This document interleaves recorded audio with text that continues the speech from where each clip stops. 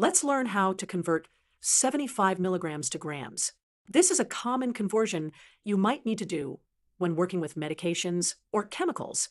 First, let's understand the relationship between milligrams and grams. The prefix milli means 1,000th or 1 over 1,000.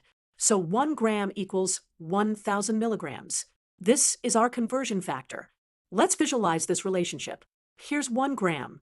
If we divide it into 1,000 equal parts, each part would be 1 milligram. So 75 milligrams would be 75 of these parts. Let's solve this step by step using dimensional analysis. We start with 75 milligrams. Then we multiply by our conversion factor, 1 gram over 1,000 milligrams. Notice how the milligrams cancel out, leaving us with grams as our final unit. Here's another way to think about it. Since we're converting from milligrams to grams, and we know that 1 gram is 1,000 milligrams, we need to move the decimal point 3 places to the left. 75 becomes 0.075.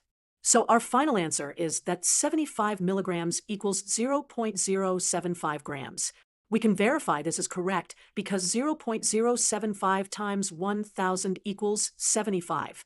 To summarize, when converting from milligrams to grams, either multiply by 1 over 1,000 or move the decimal point 3 places to the left. Both methods will give you the correct answer.